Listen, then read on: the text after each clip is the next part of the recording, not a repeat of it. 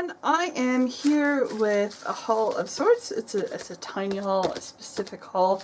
It's an unboxing, and I have been coveting the Gansai Tambi Watercolors since Jennifer McGuire Inc. Demonstrated them and their various properties, and especially how opaque they were. And also Christina Werner had a video of her using the Gansai Tambi watercolors to do calligraphy, and I've been really into brush script calligraphy, and so I thought I would buy a set because they had been off and on Simon's Stamp, and I wanted a set because I'm really into watercolors. So as I received it, I ordered it from Amazon. I wanted to order it from Simon's Stamp, but they were out of stock. So I had to turn to eBay and Amazon to find a set that was available. And I first ordered it from a seller on eBay, and the seller on eBay was from Japan, and I think they are close to where the factory is for this watercolor set. And they said that theirs was, how did they word it? They said it was defective, so probably not able to sell it to me. So they sent me a tiny watercolor set, which was in a CD case, and it was very small, and I'm going to be using that with my Midori. But I moved on and I found this on Amazon, so I ordered it from Amazon. So unfortunately mine was open in transit. Oh, so wonderful. Open in transit. There it is. Everything survived, or it looks like it survived, so I'm about to find out. Here we go. So I'm just going to rip this open because it is adhered well to the packaging. This is the 36 set. I ordered the 36 set as opposed to the 24 because the 36 set has the full range of metallics in it, and I was really interested in the metallics and how opaque they were. So here is my receipt, the Kurateke Gansai Tambi 36 color set, and this was sold by Cool Japan. So Cool Japan, thank you. I got my package. It looks awesome, and I'm about to open it up. So when you receive it, it's in this nice sealed, hopefully waterproof, so there's been no damage to it through the opened end. I think that was mostly by the USA warehouse where I have things shipped to before they reach me. So just going to go ahead and open it. Just rip right into it.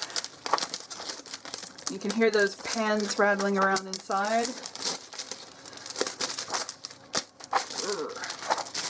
And here it is. Put it away.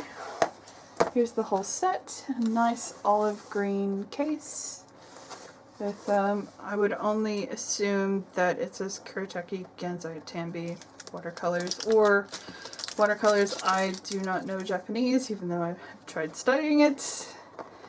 Know some conversational, but not much. And here is the full set. Now, I've been told that when everyone else has received their set, that each pan was individually wrapped, and these pans are not wrapped. These are not wrapped. So there was a color that has broken. Ooh, tiny little bit, not very much. That's to be expected. Usually with eyeshadows or something set in pans, you'll have a little bit of breakage in transit, and that's understandable. And it looks like it was color number 57. Not sure what color number 57 is. And here on the inside of the lid, I can see that there is a swatch that you can do swatches with. So I am just going to grab a water brush that I have on hand. It's stained, but it's clean.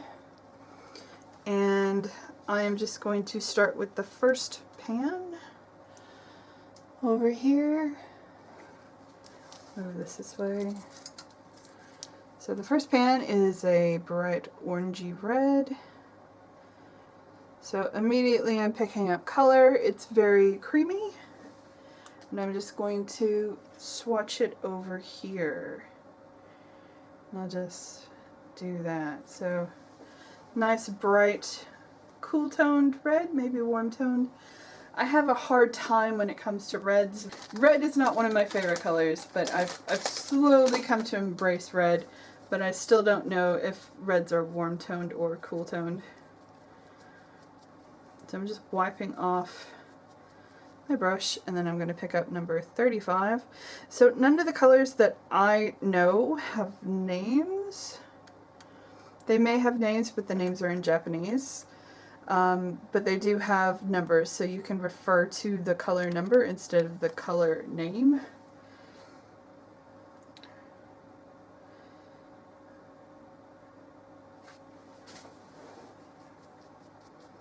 So quite a few different reds in this 36 color set. First two were very creamy. This one's a bit more thin.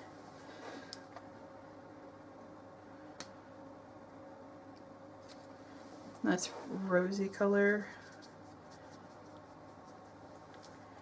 Imagine this is just going to be darker.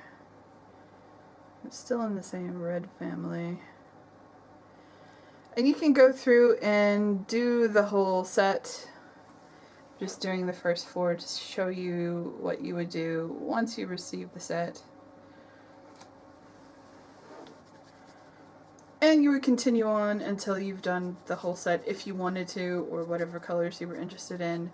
But I am mostly interested in the very bottom. If I could just get a zoom in on these colors on the bottom. So you can see they're metallic. So you have a bright silver, you have a deep gold. Maybe that's a bronze? Maybe it's a bronze, and then a bright gold. So I'm just going to start with the silver.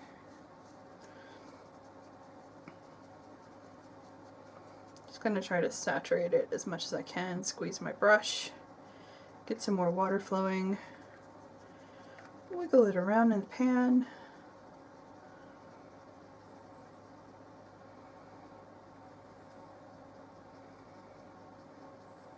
I don't know if it's a bad thing that my pans didn't come individually wrapped. None of the colors looked used, so it was new. None of the colors have any brush strokes or marks where it's been wet. So I can tell it hasn't been wet down. So I'm just going to take it to the corresponding number 95. And that's a very light silver. If I were to work at it some more, I could deepen the silver color. But compared to, say, Twinkling H2Os for the metallic properties, this is quite more metallic, more opaque than Twinkling H2Os, which are more of a mica shimmer. This has metallic and shimmer with it, if that makes sense. Not just a color with a shimmer. So I am wetting the pan for, I'm just going to call this bronze, because the one next to it is quite bright in its golden color. This is more of a bronze, so I'm just going to swatch the bronze. Quite happy with that. I think I've seen this one being used in Christina Werner's videos. See the shimmer on that. You can see that silver is quite metallic. It's dried now. And so is that bronze. Even wiping it off, I can see just how bronze it is. Then bright gold. And if this is actually copper or whatever color, someone correct me, because I would like to know. Don't know what the label says in Japanese. I could probably get Google Translate to do it for me. You can take a picture now with Google Translate on your Android phones, maybe iPhones, and then highlight the text, and Google Translate will translate the text from a picture. So that's always something I can do. In fact, it helped me with my car stereo, because my car is from the Japanese market, made especially for the Japanese market, and has no translation for the car stereo. So here we are, and this is the last of the metallics. Wow. I did work at that quite a bit, but that is far more opaque than I've been able to get with my twinkling H2Os, and it's way more opaque than any other metallic watercolor that I have on hand. I have the smaller set, actually the large set of the Yasutomo watercolors, and these are the metallic colors. That is a full set. And these are way more metallic, or way more opaque and pigmented than these. Even though these are good colors, I really like these.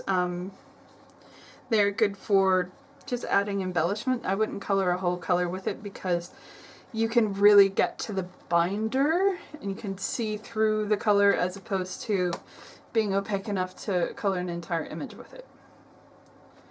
So that is my unboxing, and that is my swatching of the metallic colors and a little bit of a demo of what you would do to fill out the entire thing. So if you have any questions or comments, leave them down below.